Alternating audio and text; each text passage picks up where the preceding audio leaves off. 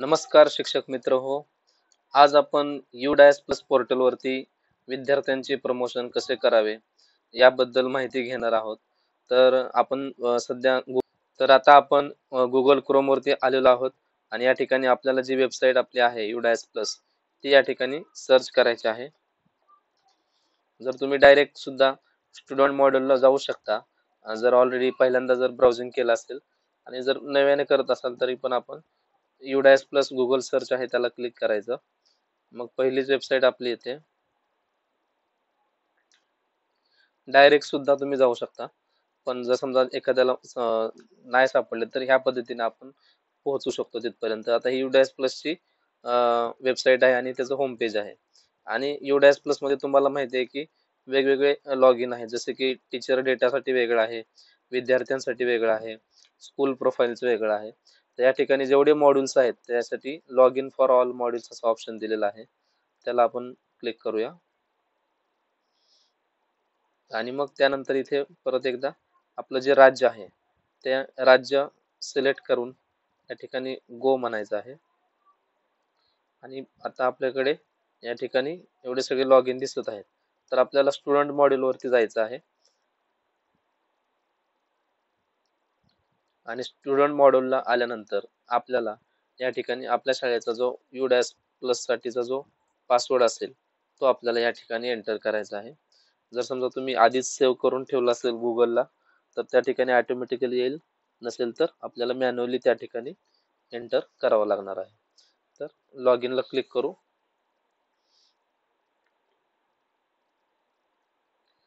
तर log in या ठिकाणी झाल्यानंतर आपल्या समोर आता दोन बॉक्स दिसत आहेत. जे सध्याचं करंट अकॅडमिक इयर 25-26 ला जायचं असेल तर आपण इथून जाऊ शकतो.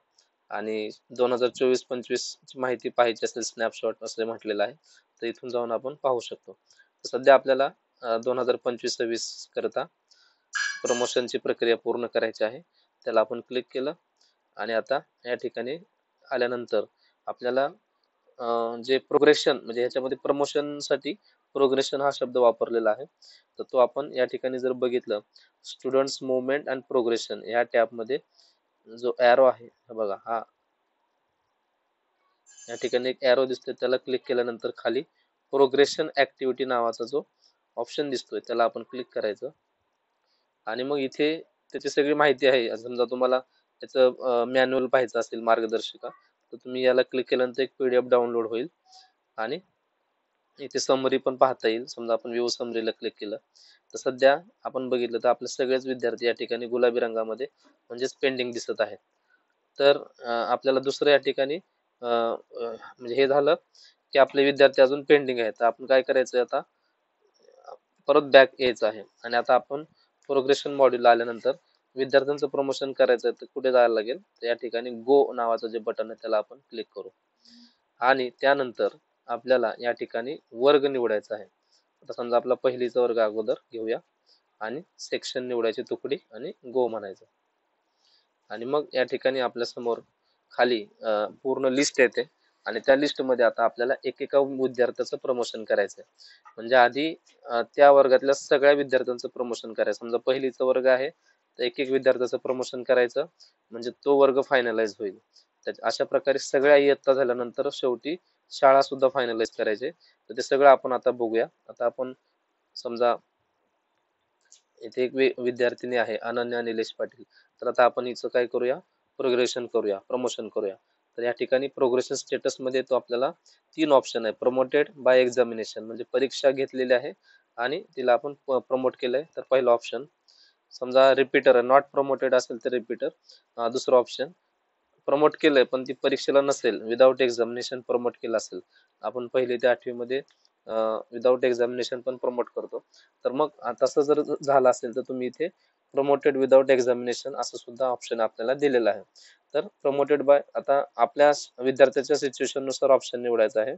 या ठिकाणी प्रमोटेड बाय एक्झामिनेशन हा ऑप्शन मी घेतो आणि त्यानंतर आपल्याला या ठिकाणी मार्क्स द्यायचे आहेत.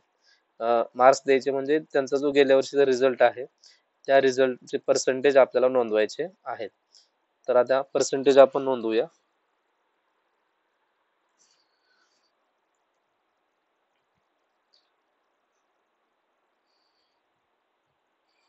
पर्सेंटेज नोंदवताना पूर्ण टाकायचं. समजा 75.33 किंवा 75.80 असं काही नाही, फक्त डायरेक्ट टाकायचं. समजा 75.50 असेल तर मग त्याचं 76% करायचं, आणि 0.50च्या अगोदर असतील तर मग अगोदरची संख्या आपल्याला त्या ठिकाणी घ्यायची आहे.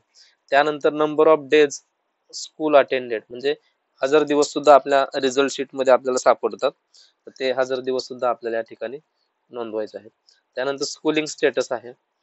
स्कूलिंग स्टेटस म्हणजे सध्या काय आहे, म्हणजे 25-26 करिता ती विद्यार्थिनीचं स्टेटस काय सांगतं. स्टडीड इन सेम स्कूल, त्याच शाळेत शिकत आहे का, दुसरा ऑप्शन आहे लेफ्ट स्कूल विथ टीसी किंवा विदाउट टीसी. म्हणजे अशी ती विद्यार्थिनी तुमच्या शाळेतून दाखला घेऊन गेले किंवा दाखला न घेता गेले, शाळा जर सोडली असेल तर दुसरा ऑप्शन, सध्या तुमच्या शाळेत शिकत असेल तर स्टडीड इन सेम स्कूल, या ठिकाणी मी पहिला ऑप्शन घेतो. त्यानंतर आता कुठल्या वर्गात जाणार आहे, तर क्लास 2 मध्ये दुसऱ्या वर्गात जाणार आहे. तिथले सेक्शन काय असणार आहे, ए. झालं. आणि मग या ठिकाणी आता अपडेट या बटनाला क्लिक करायचं. Student details has been updated successfully. तर अशा प्रकारे आपल्याला सर्व विद्यार्थ्यांची माहिती अगोदर अपडेट करायची. समजा ह्या विद्यार्थिनीची माहिती झालेली आहे, इथे डन आलेलं आहे. आता आपण जे राहिलेले विद्यार्थी आहेत त्यांचं पण अशाच प्रकारे प्रोग्रेशन ऍक्टिव्हिटी पूर्ण करून घेऊया. तर आता मी 1 बाय 1 जेवढे विद्यार्थी आहेत त्याचे करतो, आणि पूर्ण वर्ग झाल्यानंतर वर्ग कसा फायनलाइज करायचा ते पण आता आपण बघूया. तर या ठिकाणी आपण जेवढे विद्यार्थी होते त्या सर्व विद्यार्थ्यांचं आपण प्रमोशन अपडेट केलेलं आहे. या ठिकाणी बघा स्टेटस मध्ये सगळ्यांचं डन असं लिहून आलेलं आहे. आता समोर समजा एखाद्या विद्यार्थ्याच्या मार्कामध्ये किंवा स्टेटस मध्ये आपल्याकडनं काही चूक झाली, समजा रिमार्क देताना किंवा तसे सिलेक्शन करताना काही चूक झाली, तर इथे करेक्शन मध्ये जाऊन आपण परत एकदा ती माहिती करेक्ट करू शकतो. म्हणजे आपल्याला जर काही चूक झाली असं लक्षात आल्यानंतर आपण परत एकदा त्याला करेक्शन करू शकतो. तर आता हे माझे सगळे म्हणजे पहिलीच्या वर्गातले, हा माझा पहिलीचा वर्ग आहे, आणि ह्या पहिलीच्या वर्गातले जेवढे विद्यार्थी होते त्या विद्यार्थ्यांचं मी जे प्रमोशन स्टेटस आहे ते अपडेट केलेलं आहे. आणि मग खाली जर आता आपण बघितलं तर पहिलीचा वर्ग फायनलाइज करण्यासाठी आपल्याला ऑप्शन दिसतोय, त्याला आपण फायनलाइज करूया. इथे लगेच समरी आपल्या समोर येते. प्रमोटेड बाय एक्झामिनेशन किती आहेत, 6, आणि नॉट प्रमोटेड किती आहेत, हे सगळं या ठिकाणी आलेलं आहे, एकूण 6. म्हणजे आपली माहिती बरोबर आहे, आणि आपण या ठिकाणी आता कन्फर्म करायचं आहे. बघा, progression activity of all students of class 1 and section A, म्हणजे पहिलीच्या वर्गातल्या ए या तुकडीमधील जेवढे विद्यार्थी आहेत त्याचं प्रोग्रेशन ऍक्टिव्हिटी या ठिकाणी पूर्ण झालेली आहे. आता आपण याला ओके करूया. तर हे झालं पहिलीचा वर्ग. अशा प्रकारे आपल्याला आपल्या शाळेमध्ये जेवढ्या इयत्ता असतील त्या सर्व इयत्तांचं आपल्याला अशाच प्रकारे प्रोग्रेशन ऍक्टिव्हिटी पूर्ण करावी लागणार आहे. तर आता आपण पुढच्या वर्गाचं करूया. अशा प्रकारे सगळ्या इयत्तेचं झाल्यानंतर शाळा कशी फायनलाइज करायची हे सुद्धा आपण आता यानंतर पाहूया. मी अगोदर सर्व जेवढे इयत्ता आहेत त्या सगळ्या पूर्ण करून घेतो. तर शेवटच्या जी आपली शाळेची शेवटची इयत्ता आहे त्या ठिकाणी जेव्हा आपण प्रोग्रेशन ऍक्टिव्हिटी पूर्ण करतो तेव्हा आपल्याला कोणते ऑप्शन असतात ते आपण बघूया. आता ही शेवटची इयत्ता आहे. आता या ठिकाणी प्रमोटेड बाय एक्झामिनेशन, त्यानंतर आता या ठिकाणी आपण पर्सेंटेज टाकूया.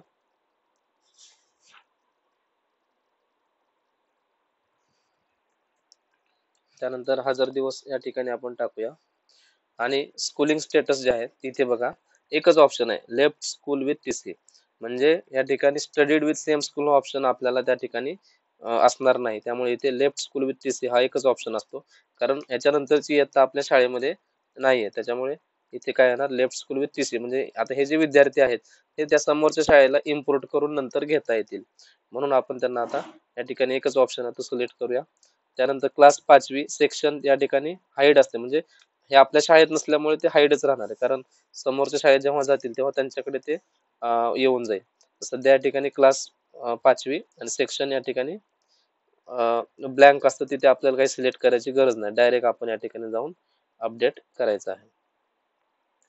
अशा प्रकारे आपण आता हा जो शेवटचा वर्ग आहे या शेवटच्या वर्गातील जेवढे विद्यार्थी आहेत त्यांची आपण माहिती आता अशा प्रकारे अपडेट करून घेऊ. तर अशा प्रकारे माझा शेवटचा वर्ग सुद्धा फायनलाइज करून झालेला आहे. त्या ठिकाणी मी हा वर्ग फायनलाइज करतो. आता अशा प्रकारे आपले सगळे वर्ग फायनलाइज करून झालेले आहेत. तर आता आपण या ठिकाणी इथे बघा बॅक बटन आहे, इथे पण क्लिक करू शकता किंवा पुन्हा प्रोग्रेशन ऍक्टिव्हिटी मध्ये पण जाऊ शकता. दोन्ही पण ऑप्शन आहे, तुम्ही कसंही केलं तरी तिथेच येतं. आता परत या ठिकाणी आपल्याला जर गो केलं तर आपण परत त्याच पेज वरती येतो. तर आता आपण काय करूया, आपल्या प्रोग्रेशन ऍक्टिव्हिटी आल्यानंतर व्ह्यू समरी मध्ये एकदा जायचं आहे आणि व्ह्यू समरी मध्ये जाऊन आपण या ठिकाणी बघू शकतो की टोटल 41 होते, कम्प्लिटेड किती 41 आहे, म्हणजे 41 झालेले आहेत. या ठिकाणी पेंडिंग 0 आहेत, म्हणजे आपल्या सर्व विद्यार्थ्यांचे आपण या ठिकाणी प्रोग्रेशन प्रमोशन ऍक्टिव्हिटी पूर्ण केलेली आहे आणि सगळी माहिती पण या ठिकाणी येते, जी काय आपण एंटर केलेली माहिती असेल ती सगळी या ठिकाणी आपल्याला दिसते. मग आता आपल्याला काय करायचं आहे, तर आपलं प्रोग्रेशनची ऍक्टिव्हिटी इथे संपत नाही. आता आपल्याला फायनलाइज प्रोग्रेशन हा जो ऑप्शन आहे याला क्लिक करायचं आहे. म्हणजे हे केल्याशिवाय तुमची शाळा पूर्ण प्रोग्रेशन ऍक्टिव्हिटी मध्ये येणार नाही, प्रोग्रेशन ऍक्टिव्हिटी तुमची अपूर्ण दिसेल. म्हणून या ठिकाणी फायनलाइज प्रोग्रेशनला क्लिक करायचं आणि इथे जे काही मुद्दे आहेत ते सगळं आपण वाचून घ्यायचं आहे की ह्याच्यामध्ये काय काय सांगितले ते एकदा वाचून घ्यायचं आहे.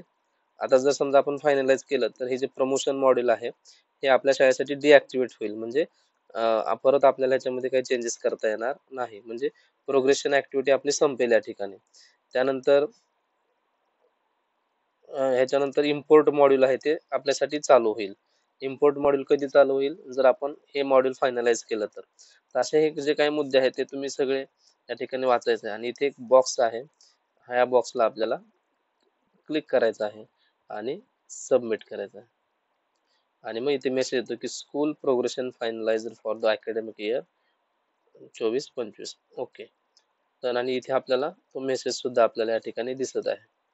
ओके. आता आपण परत एकदा ह्याच्यावरती गेल्यानंतर जेव्हा आपण व्ह्यू समरी मध्ये जातो तेव्हा आपल्याला इथे आता हिरव्या रंगामध्ये दिसतंय की schools progression has been finalise. आणि तुम्हाला खाली इथे बघितलं तर इम्पोर्ट मॉड्यूल आता आपल्यासाठी सुरू झालेलं आहे. म्हणजे आपण समोरच्या शाळेने आता समजा समोरच्या शाळेचे विद्यार्थी आपल्याला घ्यायचे असतील तरी त्या शाळेने सुद्धा इम्पोर्ट प्रोग्रेशन ऍक्टिव्हिटी पूर्ण करणं गरजेचं आहे आणि आपली सुद्धा प्रमोशन ऍक्टिव्हिटी पूर्ण असणं गरजेचं आहे. तर अशा प्रकारे आपण हे जे प्रोग्रेशन ऍक्टिव्हिटी होती ही कशी आहे किंवा शाळा प्रोग्रेशन कसं करायचं हे माहिती आपण घेतलेली आहे. त्याच्याबद्दल तुम्हाला काही शंका असतील तर तुम्ही मला मेसेज मध्ये नक्की विचारा. धन्यवाद.